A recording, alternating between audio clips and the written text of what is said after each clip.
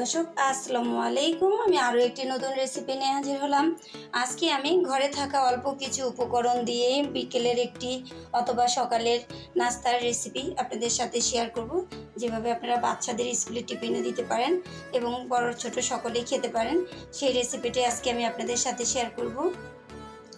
এখানে 1 cup liquid দুধ নিয়েছি। দুধটা আমি আগে থেকে জাল দিয়ে একটু ঘন করে নিয়েছি। একটা ডিম ভেঙে নিয়েছি। 1 চিমটি লবণ নিয়েছি। লবণটা এখানে স্বাদ অনুযায়ী ব্যবহার করবেন। 1 চিমটি সাদা গোলমরিচের গুঁড়োটা নিয়েছি।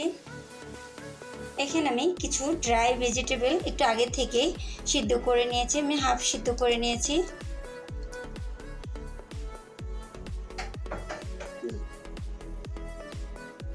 এক কাপ ময়দা নিয়েছি।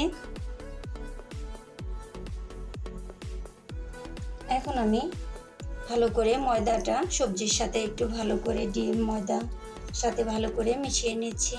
আপনারা চাইলে কিন্তু এইখানে কাঁচা সবজিটাও ব্যবহার করতে পারেন। এটা আপনারা পছন্দ অনুযায়ী দিবেন সবজিগুলো।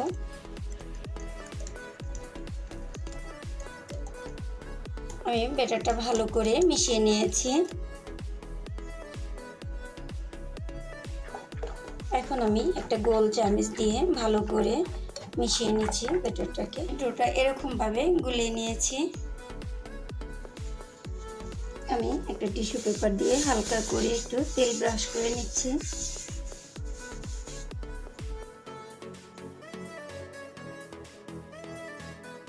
আমি এরকম একটা গ্লাসের মধ্যে নিয়ে নিয়েছি ব্যাটারটা ঢেলে দেওয়ার জন্য।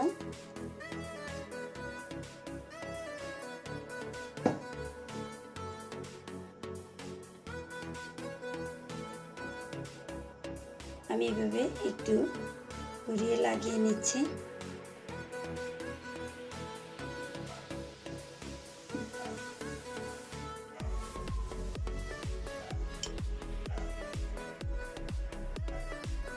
আমি 2 মিনিটের জন্য একটু ঢেকে দিচ্ছি। ফিরে আসলাম 2 মিনিট পর।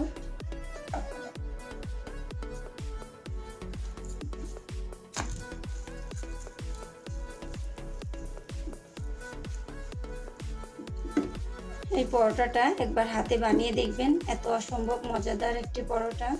এটা কিন্তু কোনো রকম বেলার ঝামেলা ছাড়াই এই পরোটাটা বানানো যায়। আর বাচ্চাদের স্কুলের টিফিনে তো একদম ঝটপট করে এরকম একটু সহজেই একটা পরোটা তৈরি করে নেবেন, দেখবেন বাচ্চাদের টিফিনও হয়ে যাবে। বাচ্চারা অনেক পছন্দ করে খাবে এই পরোটাটা।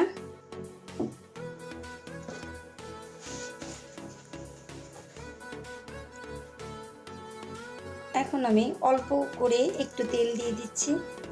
এখানে কিন্তু আপনারা চাইলে বাটার দিয়েও এই পরোটাটা ভেজে নিতে পারেন। বাটার দিয়ে ভাজলে একটু বেশি ভালো লাগে খেতে এইভাবে।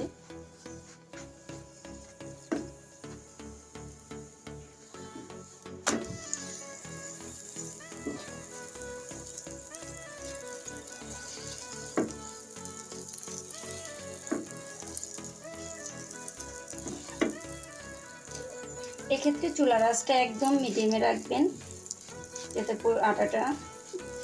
যাতে পরোটাটা একদম পুড়েও যাবে না, ভিতর থেকে ভালোভাবে কুক হয়ে আসবে।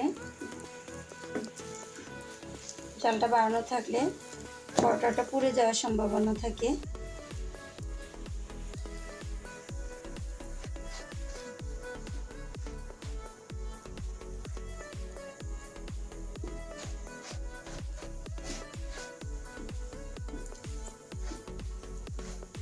এইভাবে একদম ফুলকো পরোটা, একদম হেলদি একটা পরোটা। আর যখন আপনারা এই পরোটাটার মধ্যে আপনারা দিবেন, এই সবজিটা অ্যাড করবেন, তখন কিন্তু সবজিটা একদম চেষ্টা করবেন খুব পাতলা করে কেটে নেওয়ার জন্য, যাতে বাচ্চারা আবার একটু সবজিটা খুব কমই পছন্দ করে, যাতে ওরা খেলেও বুঝতে পারবে না। সবজিটা যদি একটু পাতলা করে দেন,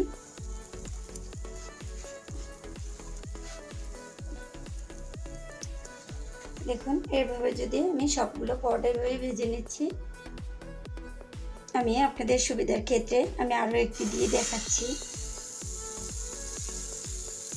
চেষ্টা করবেন একটা কাপ অথবা একটা গ্লাস এর মধ্যে ঢেলে নেওয়ার জন্য, চামচটা দেওয়ার প্রয়োজন নেই, কারণ চামিচ দিয়ে প্রথমবার দিতে দিতেই কিন্তু কি হয়ে যায়, শক্ত হয়ে যায় আর একটু, তখন আর এরকম ছড়াবে না। আমি আবার 2 মিনিটের জন্য ঢেকে দিলাম।